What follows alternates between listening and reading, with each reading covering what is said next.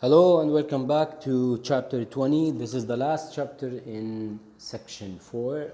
It's about location decisions. This chapter will explain the factors that affect location or relocation decisions, like for service businesses, retailers, and manufacturers. And we'll talk somehow about the legal controls on location decisions. This chapter is easy as well, and somehow things are common between different types of businesses. Like here, if it's a manufacturing or service businesses, we have some common things, so it's easy to understand and to memorize, of course. So factors influencing location and relocation decisions. As I said, location is one of the most important things that businesses must decide on, and we know already that location affects businesses. We talked about the place, if you remember, in marketing. Somehow it's related to the location decision and where the customers will see the product and buy the product from. So we have several factors that influence the location of the business. If we are choosing a location for the first time, or if we are trying to relocate a business. And the thing that manufacturing and service businesses are not the same. So of course many things will differ, especially manufacturing businesses. They rely on infrastructure and facilities, roads, power supplies, water supplies, and all these things. So they need to consider these before they locate or relocate. So let's start with each one and explain them. They are easy somehow. Factors affecting manufacturing businesses. I'm talking about businesses that produce goods.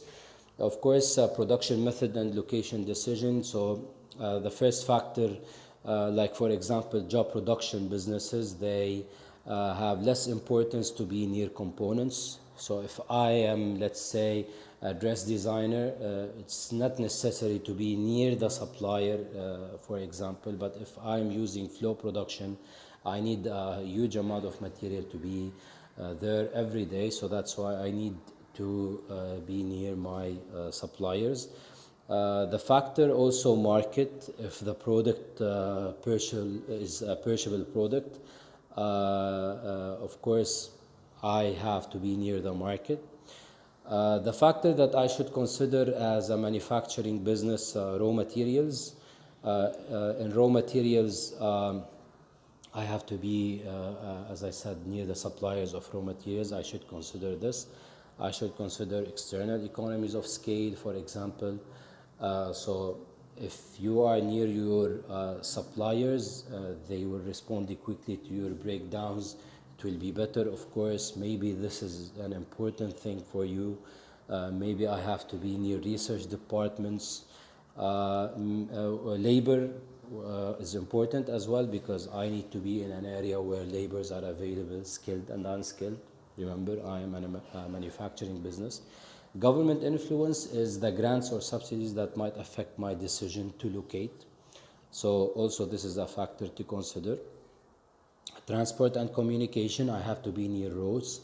So of course, if I'm a factory, it's common sense says that I should be near roads, railways, and all these things. I cannot locate in the middle of the desert, for example.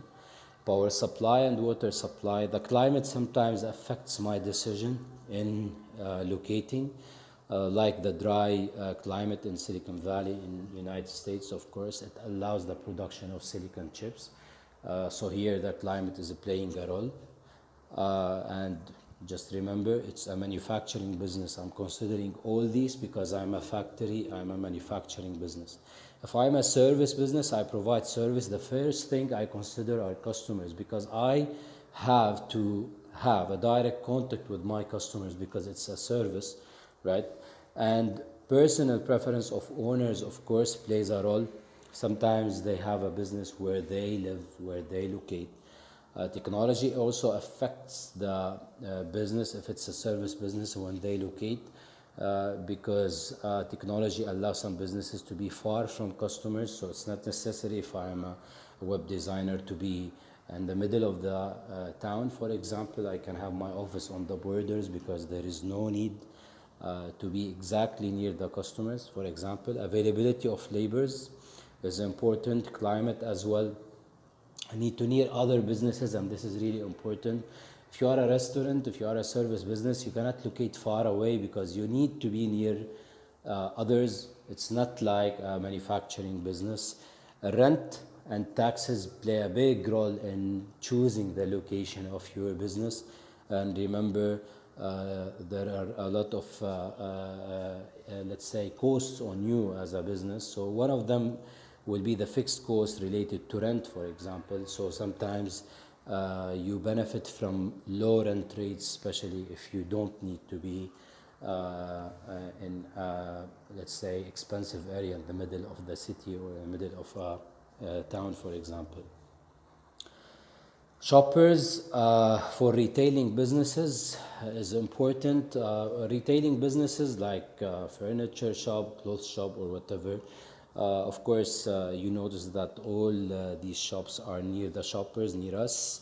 Near other shops, of course, they are not far away. You see them near a restaurant or near a famous mall or whatever. There should be a customer parking, and this is really important when considering the location. Just think about it, how many times you didn't buy from an outlet or a place simply because they don't have a parking lot. Availability of suitable vacant premises, of course, related to rent and offices.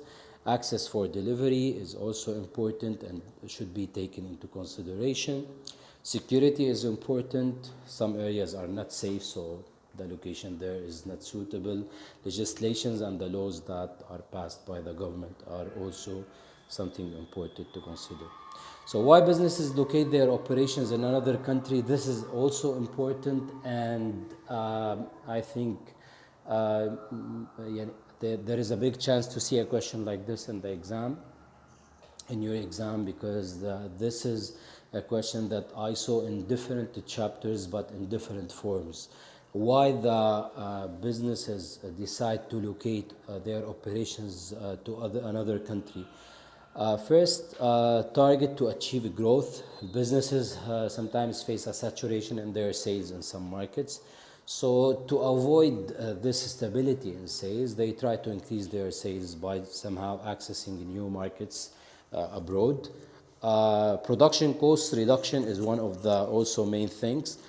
Businesses go to China, for example, as we know, like Apple, they just assemble their products in China. Check your iPhone if you have iPhone and you see it's assembled in China. Because of course Apple knows that production costs are less in China.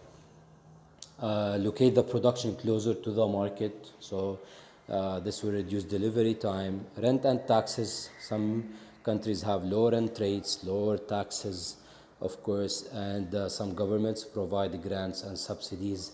And the trade barriers are also an important factor, because some countries, they have a lot of barriers. So to avoid these barriers, simply you can go and locate there. A good example that we always see in business books, the Japanese car companies located in Europe, because there was a very high import tariff by European countries on Japanese cars. The role of legal controls on location decisions. We're back to legal controls. We saw legal controls on marketing, now legal controls on location decisions. Of course, the government will try to influence your location for several reasons. So the government will encourage you to expand and set in areas where the unemployment is high. That's why they try to provide subsidies and grants, and they will discourage you at the same time to locate in overcrowded areas or where natural beauty is there, so you might ruin the natural beauty.